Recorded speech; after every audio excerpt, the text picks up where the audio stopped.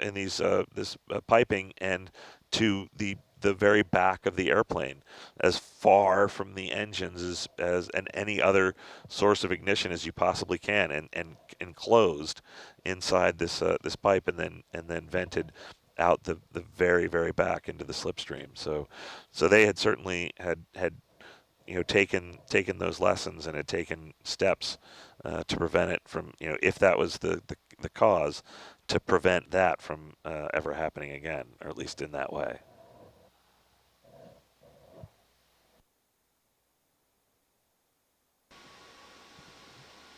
And do we know what, so this was in 1938. Do we know what sort of fuel that they were using specifically?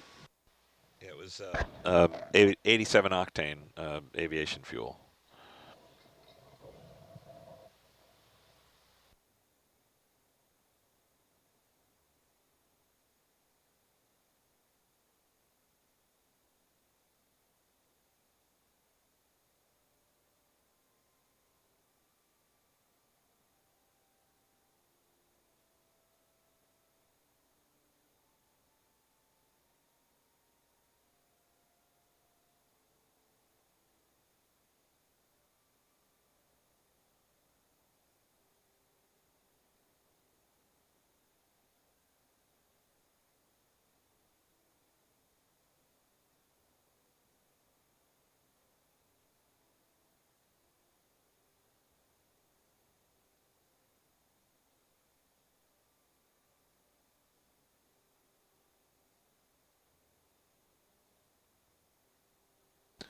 Well, it looks like it's turning into a pretty day out there, looking at the camera on deck.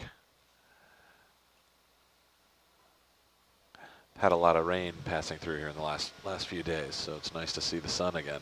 We did, and that moon last night was out of control. Oh, yeah. We might even have a sunset tonight. Yes, a sunset would be nice. Not that we can tell inside the control van. Yeah, it's just perpetually night here inside of the control van. And chilly. And chilly, yep, that's very true. Yeah, it's always funny. So we have, it's cooled in the control van just because of all of the computer equipment, making sure that it, doesn't overheat. So we sort of bundle up when we're inside, and it's dark, so that we can really hone in on all of the screens. And then as soon as we walk out, it's like 90 degrees and bright and sunny. So it's always sort of a weird wake-up call.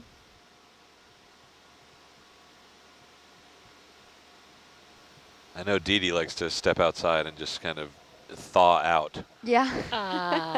That's what my feet say. Yeah. My glasses and my phone totally fog up every time. That moment that you step out.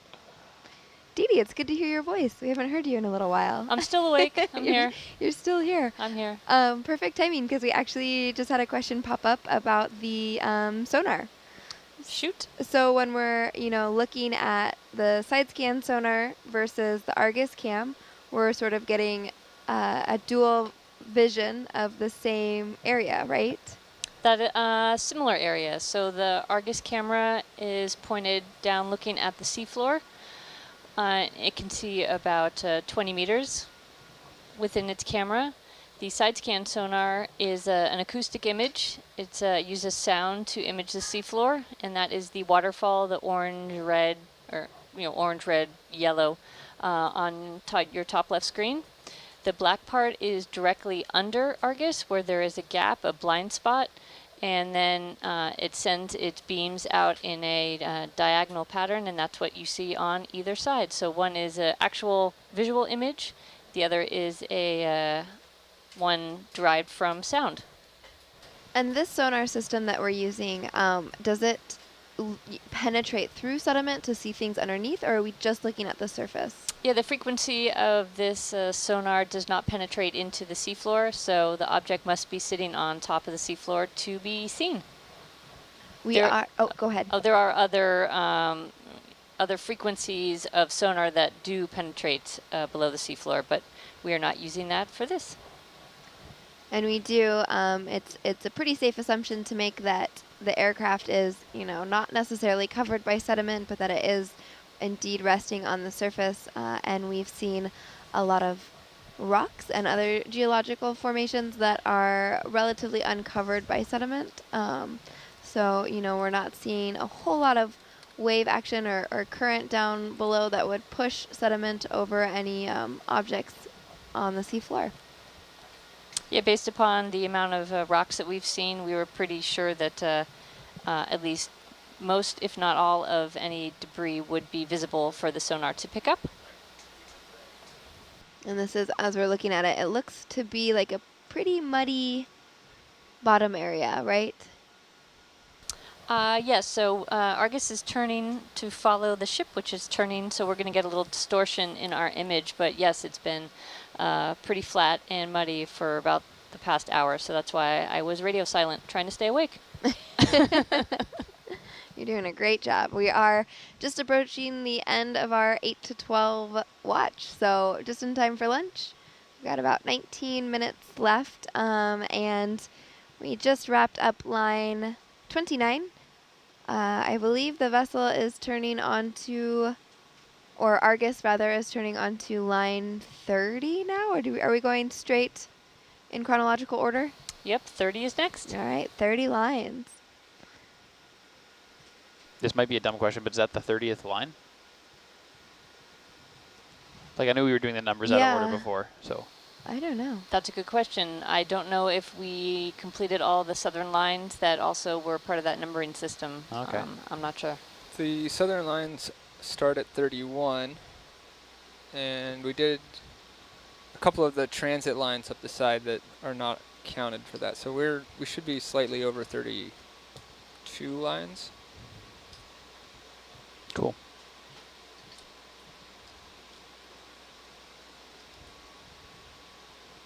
But we have completed 1 through 30.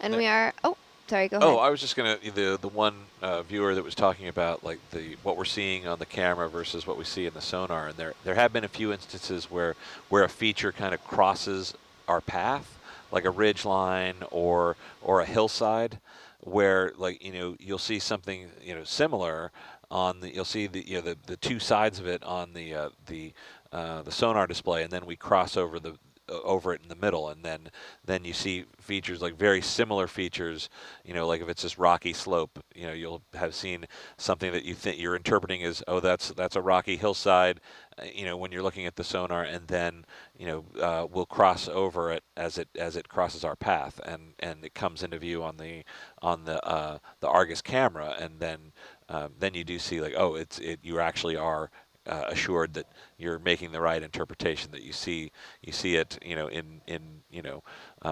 kind of real time. And then of course we did last night have a chance to run over some of those previous targets that we had identified and were interested in, and with the Argus camera, and got the truth of them. And in those cases, it did turn out that they really were rocks. They weren't man-made features, but we did have a chance to verify it in a few cases, that what we're seeing, on the screens versus what we're seeing, on the camera. Yeah, and Dee Dee and I were talking last night about side scan sonar and sort of the capabilities that it does come with. And a quick Google search of aircraft side scan sonar will reveal, sort of what, in greater detail or maybe at shallower depths than we're operating with right now, but what an aircraft does sort of resemble on the bottom of the ocean, or in some cases lakes. And it is really interesting, that for the first few days at least, I kept sort of envisioning that we would see this fully intact aircraft just parked directly on the bottom of the ocean, and that we could see the wings and the propellers and the tail. But we are sort of anticipating that the plane probably did not go down intact. There was an explosion from this eyewitness account that was located on a boat, that she did see an explosion, and there was a bit of a debris field as well when investigators arrived at the scene.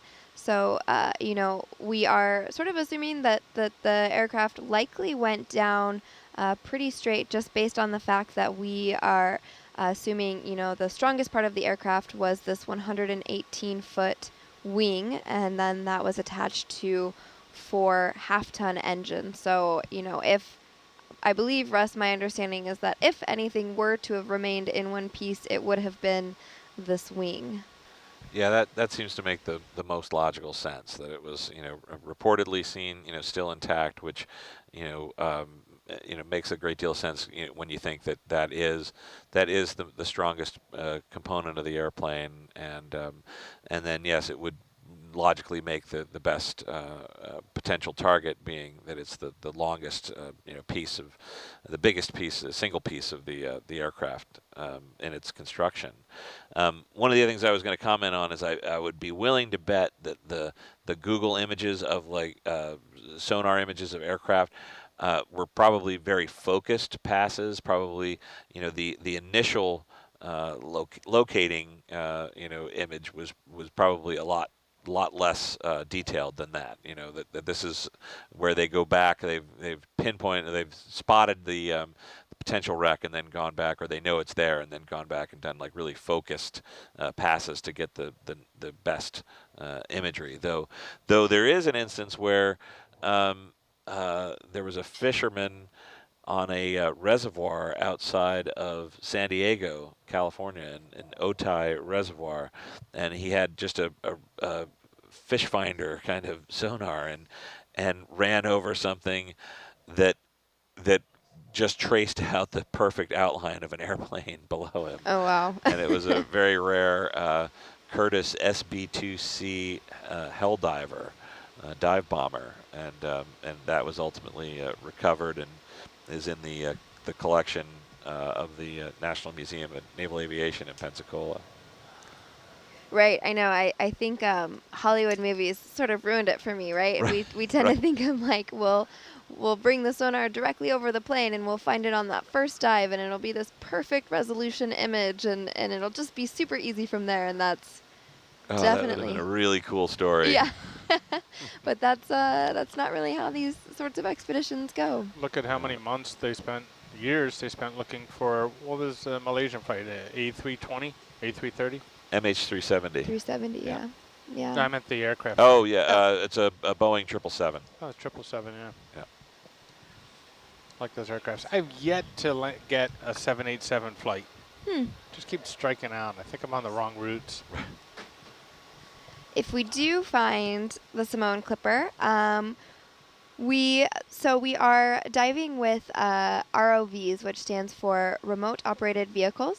So these actually do not have anybody on board. We are operating them strictly from the boat. So we're in a control van at the top of the Nautilus, and Argus currently is operating down below, and it's he's tethered up to the boat with a is it a steel cable? I may be wrong. This is an ROV pilot question. It's a mix. It's, you want it? Alyssa's got it. So the cable is armored steel with counter wraps, and it's 0.68 inches in diameter. It has 3 legs of power and 3 legs of fiber optic. So we take all of our serial communications, all of our networking, everything, and all of our video. And from the vehicles, we put it down into the fiber and send it back to the boat that way. From the boat, we send all of our control commands, where to go, what to do, down on those same fibers. And then the 3 legs of power are, is Trevor on headset? Maybe Trevor could tell us how much power has gone down this 6.8. Power. Oh, man, that's a tough one. It's 3 legs, right? 480? Is that in watts or volts? Yeah, watts. Power is watts. That's a tough one. I got to do some math. Yeah. Never mind. No, are you talking right now? Yeah. Are you talking with No. Just in general, during dual vehicle ops. Dual vehicle, So okay. the 40 cable amps it's attached times, is... oh, you're doing it? No, I'm not doing math. Okay. I have a conversion app. 40 amps times 3 phases times 470 volts. Yes. 470? Yeah. Okay. And then once that power gets down Argus, it gets stepped down and shared and sent wherever it needs to go. So that's the cable, but the strength comes from the steel, which is, I believe, 2 counter wraps of steel and there's 3 counter wraps. 3, yeah. And is there a steel core as well? Is there a tube? Nope. No, the fibers are intertwined. They're intertwined, yep. Yeah. It's extra improved plow steel is a strength member. 3 wraps of extra improved plow steel. So long story short, both of the ROVs, right now we just have Hercules down, or excuse me, Argus down there. We have Hercules on deck and we'll be going down there for certain in the next week or so. Very well equipped. We're not too worried about scuba gear going down just because we can't bring scuba gear down there.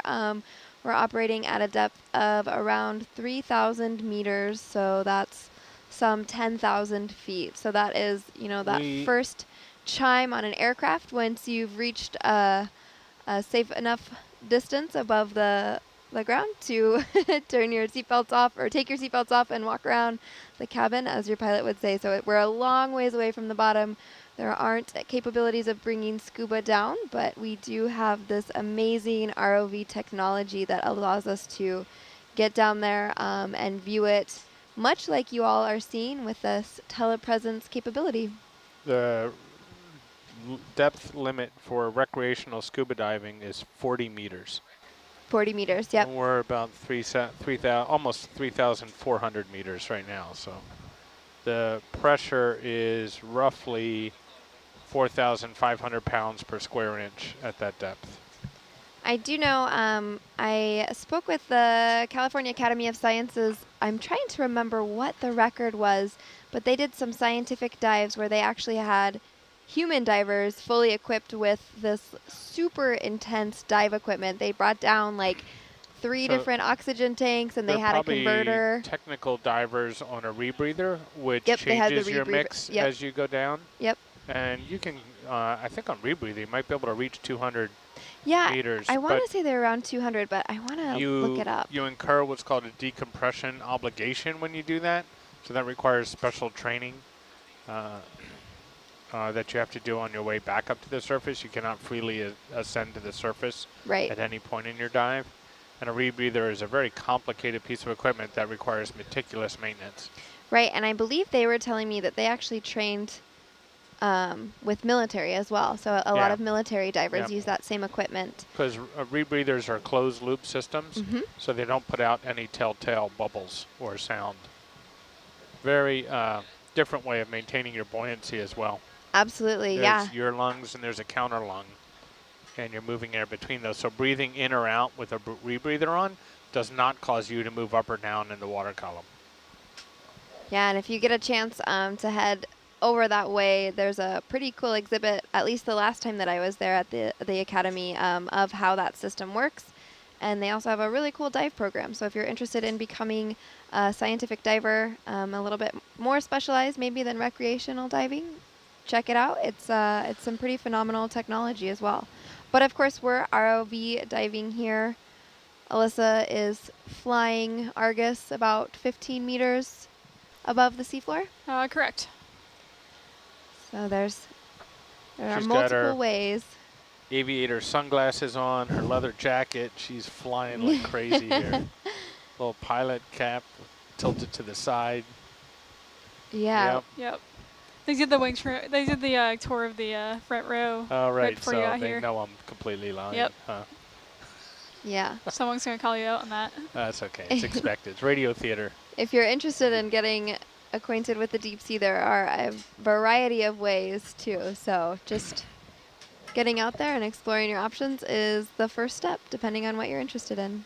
And we were talking about the 6/8 cable. There's a 6/8 cable, and then there's a tether that connects Argus to Hercules. And I believe there used to be a cutoff section of each in the studio. So if you want to take a look at those, and they're great props for interactions as well. Yeah, that'd be awesome. That's a really good thought. Well, we're just approaching the end of our 8 to 12 watch. I smell lunch coming up from the cafeteria, and I'm really excited to find out what it is once again. It's the miracle of flight. We've said it before, and it still holds true. A lot of operations here revolve around mealtime. So it's always sort of an exciting experience to see what we have. Especially because every watch, most watches, you end up skipping a meal. There's Yeah. one meal you don't get. And we have meals, roughly speaking, at 8, noon, and 5-ish. Yep.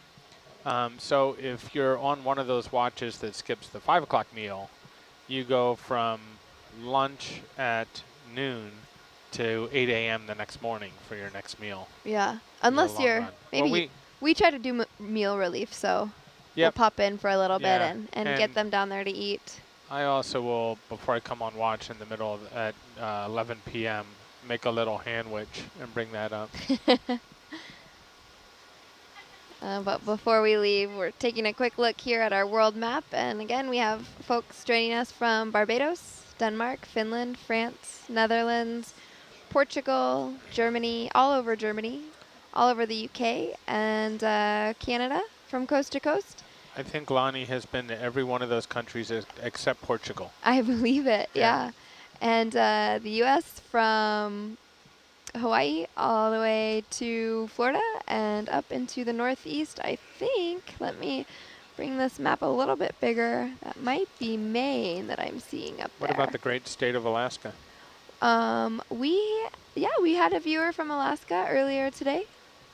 I think it looked like it was in Anchorage. I didn't confirm. But it was coming around Turnagain Arm, so one of those. Yeah.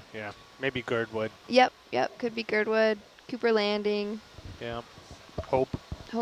any of those places. Maddie, you look like you're about to go out into a snowstorm right now. I've like taken layers off too. Oh, really? Yeah. This is you delayered. Yeah. I was wrapped in Valeria's poncho earlier, and she has like a wool poncho that she brought. And I also had my smart wool socks, like my skiing socks. You're gonna I not love need those smart wool. very I shortly. love smart wool. Yeah, I've had the same pair for like 10 years maybe. Yeah. They're still I have amazing. a smart wool, very, very, very light long sleeve shirt that I can, like in San Francisco, it's great. Yep. Carry that around, put it on at night. Yep, super lightweight, roll it Yeah. up. Yep.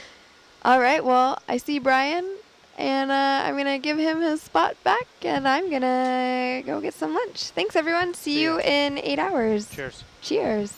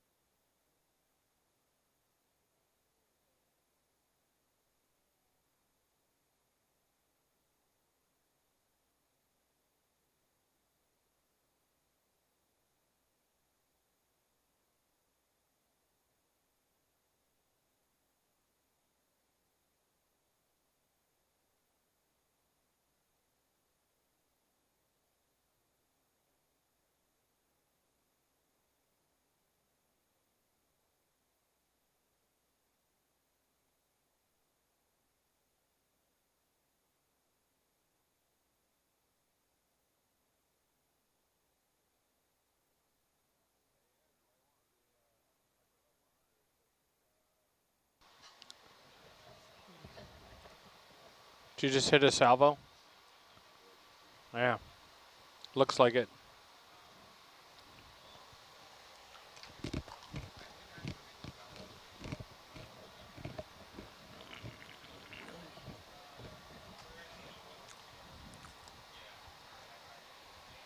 that monitor takes a while to reclock when you send it different resolutions. So if it's on an HD source and you send it a standard definition source, it's going to take a while to reclock. Cool, thanks. Yeah, it looks like it might have gotten... What did you try and send up there? Sorry, did you say Megan?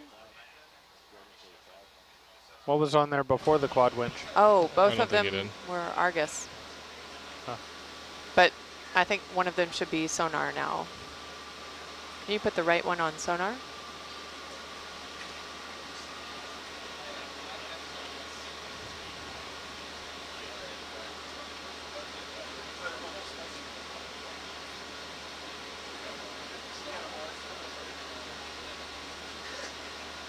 Yeah, that would have messed up the lounge as well. So lounge, you can put your monitors back. There's a control panel under the console in the front row.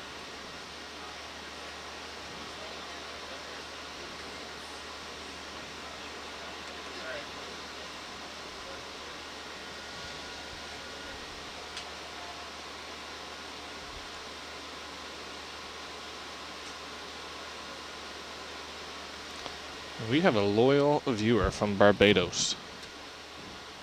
Thanks for tuning in. I think you've been on most of our watches, and we appreciate it. Who's excited to find a plane? All of us. Thank you. That might have to be between dives. Yep. There's a converter on the back of the monitor I'm going to have to get to. Huh? No, it's decimator. Because we're up converting or cross converting for that. Yeah, I've never seen it do that before. Nope.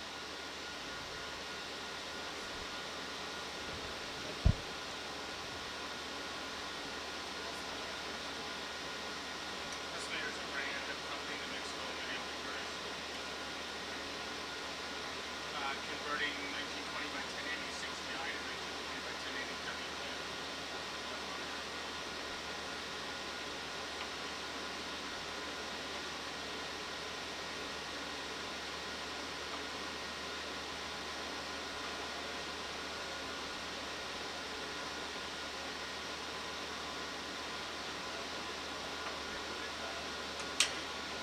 WP. We might have to move the racks out to get back there and see what's going on with it. Haven't had that before, so I don't know. Yeah. Yep.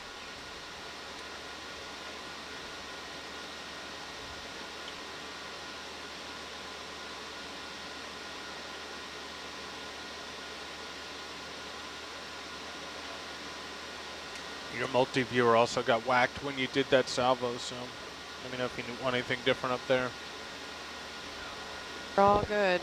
We got it. I mean like multi-viewer 1, 2, 3, 4, etc. I think, yeah, it should take it. Is this our last search line on this side? Correct. Which side do we move from here? South. South.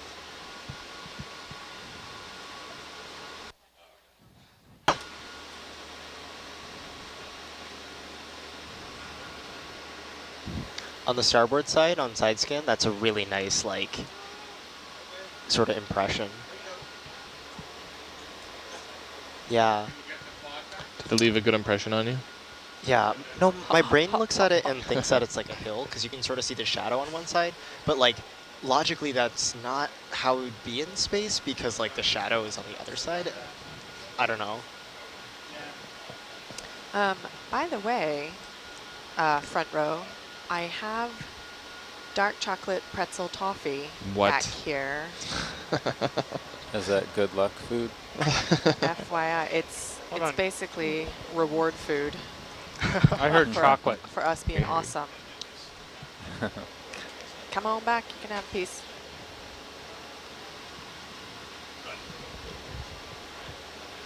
Thanks.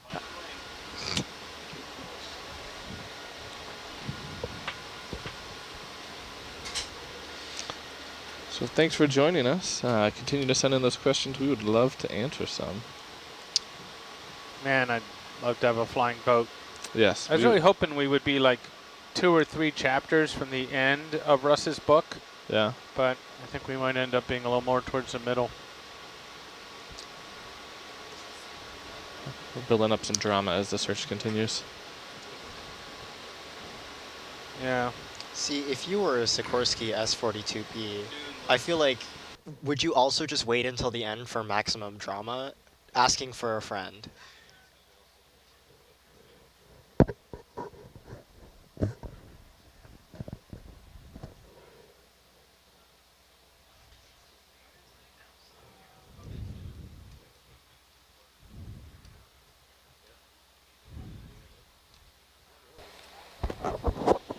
Back row is with you. Brian? Hey. Hey, my husband just wrote and said he sent in 6 questions, so if you see anything from Dave, don't ask me. Oh.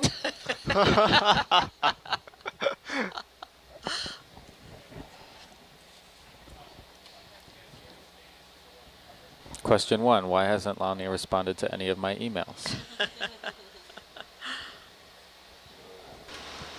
Sorry, Lonnie, I heard part of that. So you said if Dave asks lots of questions that I should give them all to you and you should answer them in depth. Right? He just wrote and said he sent in 6 questions. And who knows what they might be, so feel free to reassign those. Well, when he tell him when he submits them to feel free to address who they're from. Oh, so he already sent them. I already did? I have not seen them yet. Anything from Dave, okay.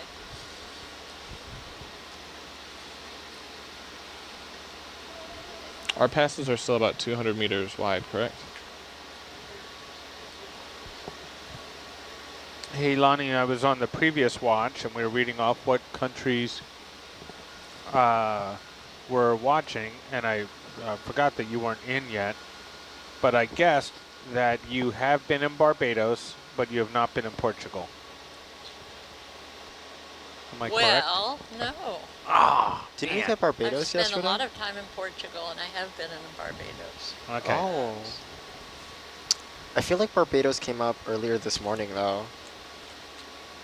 Well, yes, we had Barbados. Yeah. We didn't have Portugal or Spain. We haven't had Spain, but yes, I've been in Spain too. How about France, as we just have yes. a French Yes, France, yes. viewer join us? I'd like to spend a little more time in France. I still like Bavaria. Yeah? Yeah. I did a tour of Germany on a fellowship 2 years ago. Beautiful country. Did you get down to Garmisch at all? Mm-mm. No? We landed in Munich, Yeah, went to love Esslingen, Munich. then to Bremen, Bielefeld. We went to the Wadden Sea. That was really cool. So cool. And then spent the last week in Berlin. Oh, yeah. I've never been to Berlin. Beautiful. Mostly southern Germany. Frankfurt, Munich. My brother was stationed down there 200 years ago. There was my first meal at first night. We went out. Best food I've ever tasted. Best meal. What's your favorite German meal? I didn't know the official name of it, but it was Spätzle noodles. And yeah, Spätzle. Yeah. So Jägerschnitzel mit Spätzle and the red cabbage. Oh, yeah, fantastic. It had tons of cheese on it. And then the loose translation of, I think it was bacon, but it was stiff of the pork on the American version of the menu. Huh. But it was amazing. So good. Lonnie, we'd already asked you if you'd been to Japan, right? Oh, yes. Been to Japan several times. Several times. Because I was a big Pan Am traveler around the world because Bangkok was halfway. The East Coast. It was $50. Could go either way. That's it. Ed's mind is like a steel trap. That's how I stay married. I listen. I listen like there's going to be a test.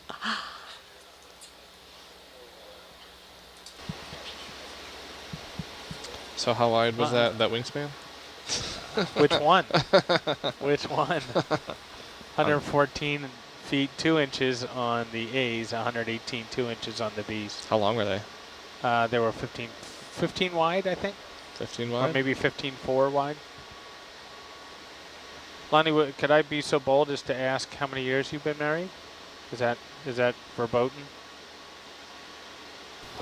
I never mind those questions. Okay. Because it was a real test of sticking together through a lot of terrorism, bringing up family without any support system, anything else. So as a team, we just got stronger, and we've been married much longer than the age of most of the people on this ship. You said terrorism. That's terrorism, oh sure. Yeah. And so we're getting to it. Any guesses? I don't know. You're hard to read because I feel like you've been a part or around of so many. I could guess, but I wouldn't be so bold as to do that. But I know, I would because that use would make the me clues. feel so old. I would use the. Well, you have a lot of life experience. I would use the clues that you guys met in high school, and then reconnected when you were working at the same place. So I could probably piece together the time from your schooling to when you were not just working, but working in DC, put together a reasonable courtship, and voila, we have a wedding and a year, and then back that out.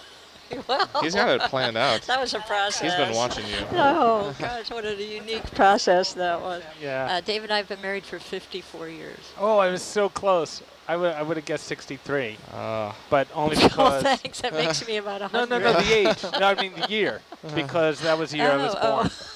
So that was, Yeah, 1965. Yeah, that's great. I asked my grandma to get married on her birthday. Oh, nice. Which now turns out to be my grandson's birthday. That's so fitting. We chose April 1st. I know. Yeah. I kept asking if you're really sure you're married.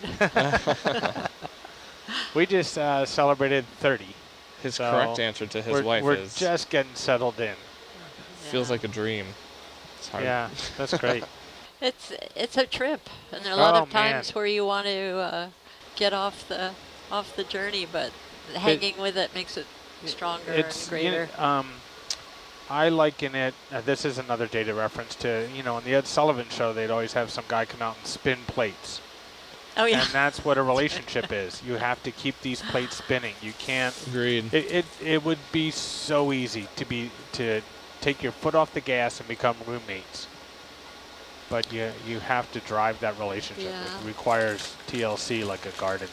The thing with Dave is we really grew up together, although we didn't hang out together because his house is three houses away from mine. And he was a meanie and didn't let you girls play with him. Yeah, I've known him since I was 5. Yeah. So I don't remember a time before him. Yeah, yeah. He was our newspaper boy, and he and my dad used to have great talks, but we didn't have anything to do with each other. Yeah, yeah.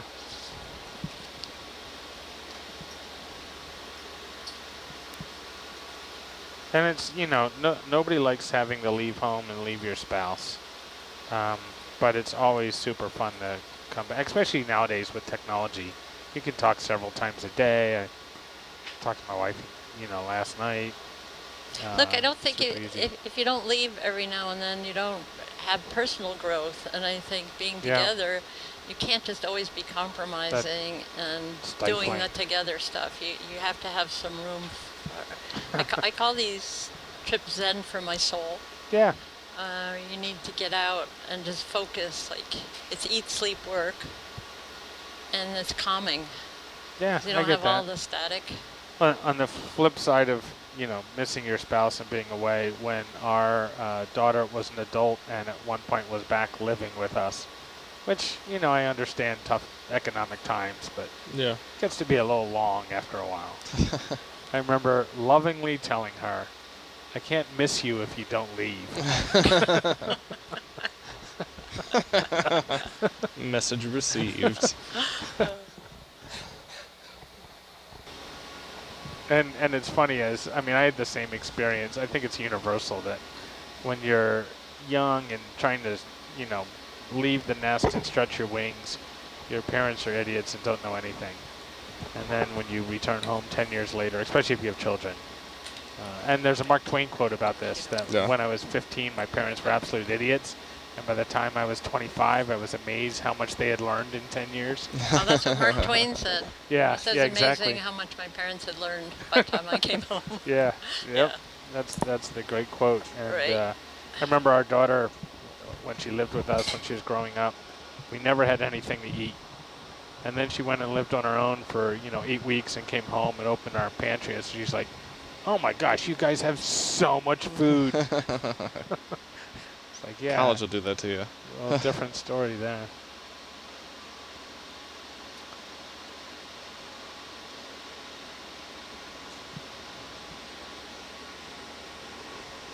Well, we started this mission with the great hopes of finally delivering some end result to your research. And I'm still hopeful, but there's a chance we might leave with just even more of a mystery here, or a heck of a lot more clues. Yeah, Lonnie, you have some thoughts on that? Well, I know that a lot of people out there think that, wonder how we're feeling and how Pan Am is feeling and how they're all feeling. And I was thinking, is an expedition a failure if you don't find what you're looking for? And I think to the contrary. I've actually been on about 7 and found something on 1. So I was just jotting down some things, and I'd invite everybody to add any positives that they can think of, but not all mysteries need to be solved to have the significance appreciated. Absolutely. It resulted in new safety measures and procedures for aircraft. Things don't always turn out as you had hoped or planned. It's what you do with the results that can affect and enhance future searches. Finding things is hard. It is. It's not like finding the proverbial pot of gold at the end of the rainbow, even if you think you know where the rainbow is or ends. And to come out here 83 years later and exert the time and energy to honor this crew and their contributions to aviation by trying to locate their resting place and close this chapter. Right. And part of the process is to eliminate what isn't. Innovation, passion, technology, exploration have all been highlighted in this golden age of aviation that a lot of people probably didn't even know about. And we've mapped the area of the seafloor for future reference and use, and Nautilus is part of a project to map the seafloor by 2030, so we've contributed to that effort. We've all learned more about underwater archaeology technology, sonar, the equipment, and we've bonded as a team. We've all focused on one effort, and honestly, the search for the Samoan Clipper will not end. Right. Anybody, any viewers, anyone with the experience of trying to find lost things and turning lemons into lemonade should speak up, because this is a huge process. I think people thought, why can't you just go out and find Malaysian Airways? Why can't you just go out and find... And that was a couple thousand square mile area. We've been looking in 2 miles. But people are impatient, and they also have the angst if they have family members, and they don't realize how difficult it is.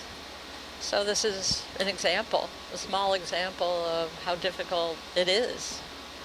So I think all of us on the team can leave with of course we wanted to find it. Of course that's what we've dedicated our time to, and that's why we're here. But there are positives that we can end with. And it's not over. Hey, we've got hours still left to find her. Yep. And in the long run, nobody goes back and looks at the weeks of time that Dr. Ballard spent looking for Titanic without finding it. It's only the final moment that people remember. So yeah, or the years that other people spent. Yeah. Oh man. Yeah, people look to the immediate... That was negative research, Yeah, they look to immediate gratification. They don't want to know the pain process. But I think this is a good example of the process. We've been working at this for 5 years. Yeah, and anytime we're performing our duties, we're getting practice and improving at what we do. Yeah. So we're continuing to grow in that area. Hey, Dave. Really? Yeah. Dave, since I have Lonnie as captive audience, are there any deep personal questions you need to ask? For me to tell the world. Did she eat the last donut? Right. And not tell you? Where are my keys, honey? Where are the keys?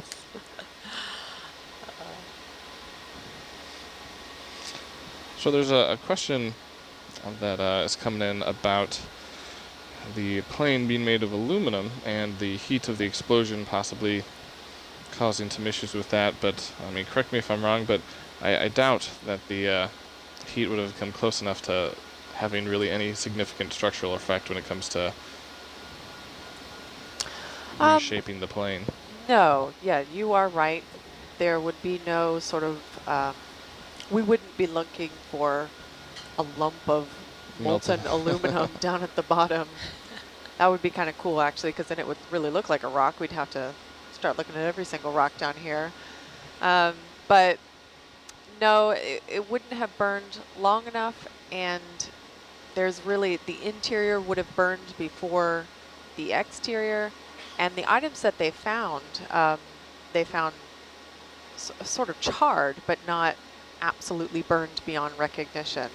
And actually everything that they found to the forward of the fuel tanks, which would be all of the spaces like the navigator's position, the cockpit, all of those places that people were, they found no evidence of burning, just heat exposure.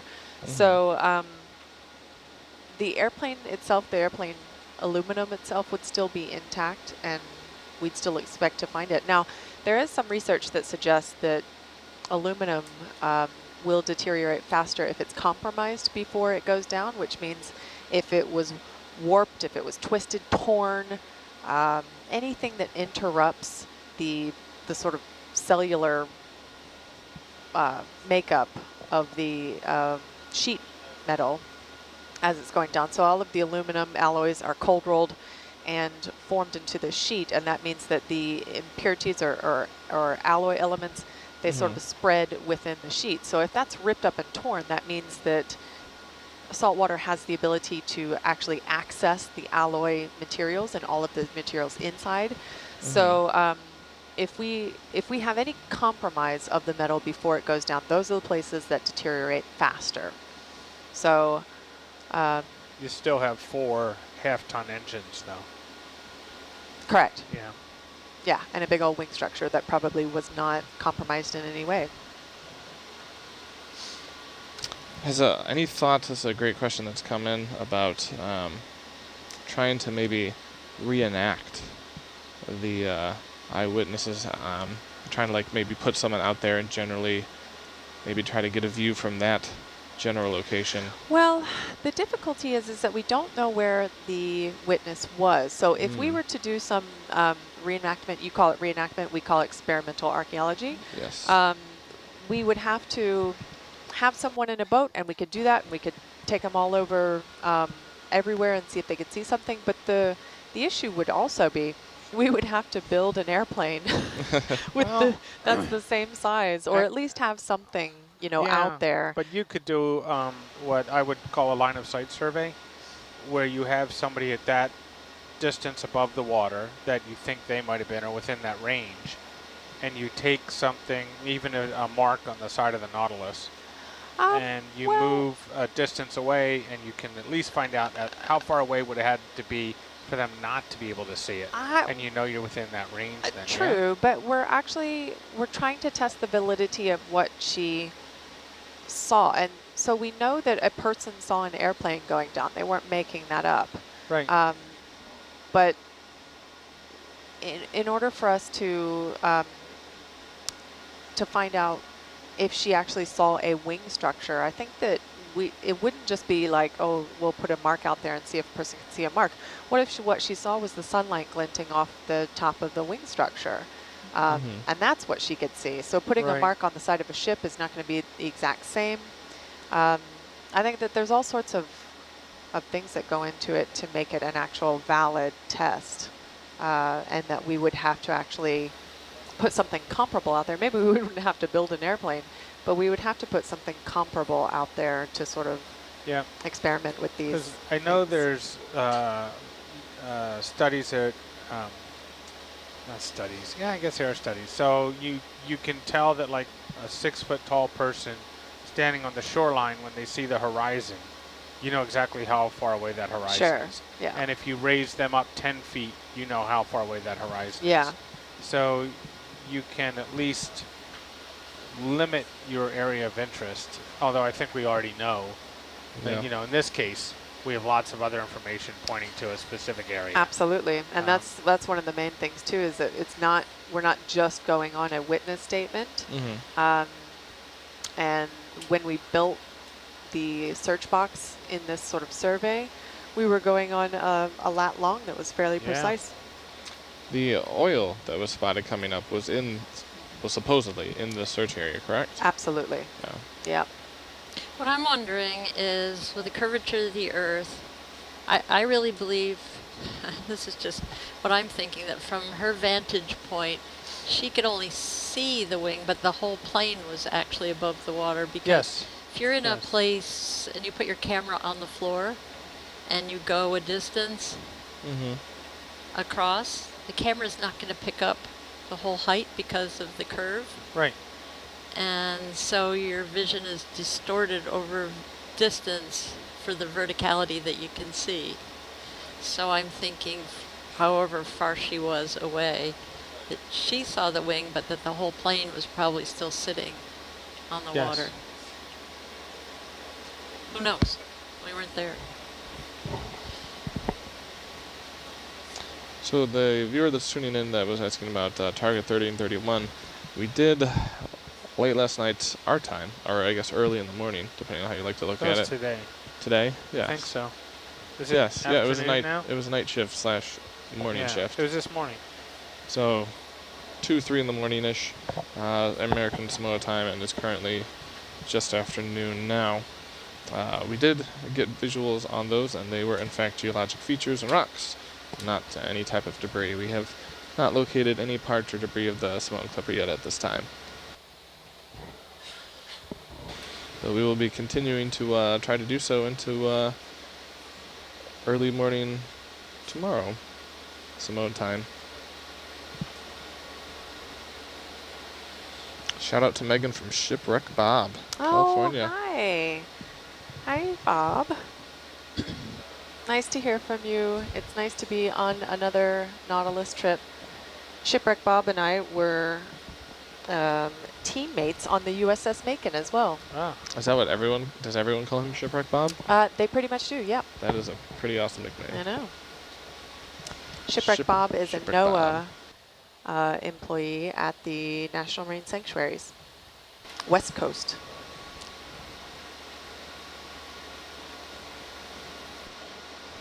I hope his name tag says Shipwreck Bob. I'm sure it does. Excellent. It's a professional biz name.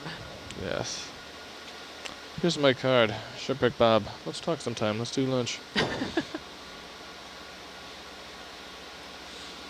Good question about retracing the flight path. You know, in theory, that could be something that could be done, but it may not necessarily contribute too much to this exploration, as there wasn't really GPS at that time, so we can't obviously follow that.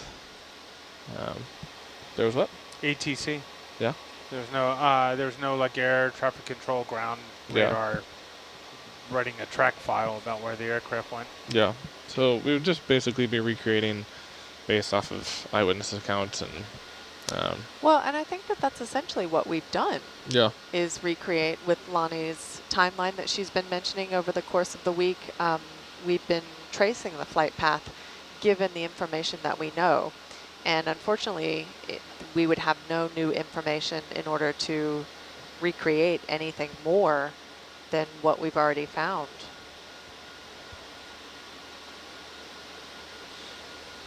Shannon from Tennessee, thanks for that question. If in our time we have left, if we do find the Samoan Clipper, we would do all sorts of things to try to document as much as possible. Probably with Argus. With Argus, yeah. There's taking Argus up, attaching Hercules, and then getting back down would take a good portion of the day.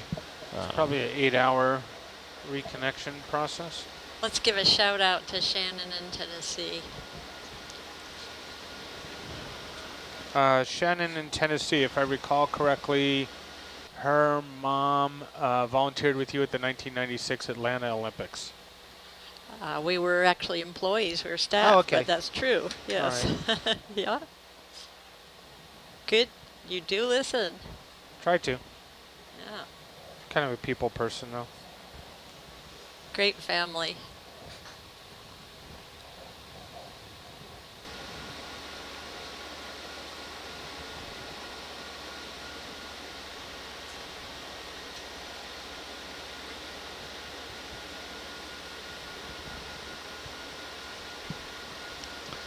So for the viewer who just asked if there'll be future expeditions if it's not found, that is up to the Heron Sea. Excuse me, Heron Sea.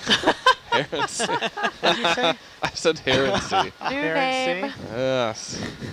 That's The Aquanet Museum. And it's always a bad hair day aboard the ship. that was good. The search But- is never going to end. Yes. Right? All mysteries stay open for resolution, and people don't forget. Well, the quest for good hair, Yes. that will never end. It will never end. Good hair in the sea. We will never stop conditioning under any condition. That's what hats are for.